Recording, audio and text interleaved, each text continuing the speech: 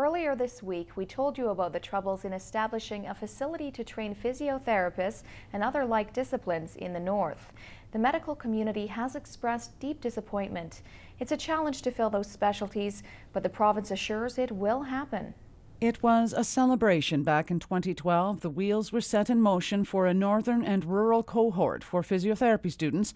It was to lay the groundwork for a standalone health sciences facility that would sit alongside the medical school to train several related disciplines. It hoped to address an ongoing challenge for Northern Health and its patients. We have a number of rehabilitation vacancies right now, and we're doing a number of things to fill them currently, such as going to career fairs, using social media and various other medias to create different sorts of outreach. Well, roughly 50% of our newly hired employees to Northern Health over the last quarter are from Northern British Columbia. Prince George Valemount MLA Shirley Bond was on hand for the ribbon cutting back in 2012. She's familiar with the difficulties in retaining specialists. There has always been a challenge in the north in terms of recruiting the professionals we need. And so my passion for the now almost 13 years that I've been an MLA is to make sure that we're training people closer to the north. That's the best way to make sure we have the professionals that we need.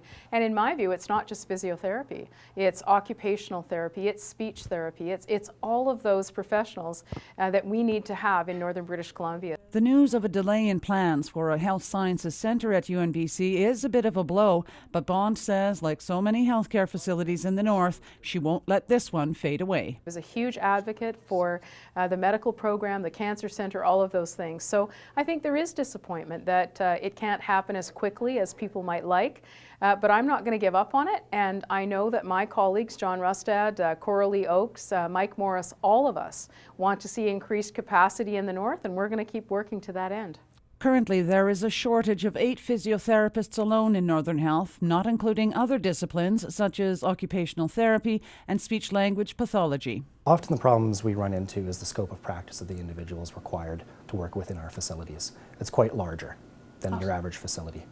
So, due to some of the proximity of our facilities to our larger medical facilities, often our physiotherapists and occupational therapists are going to have a greater scope of skills to deal with the things that will come through the door. Another way in which Northern Health hopes to address the shortage of rehabilitation programs in rural BC is a unique program set up in Prince Rupert using students from UBC's program.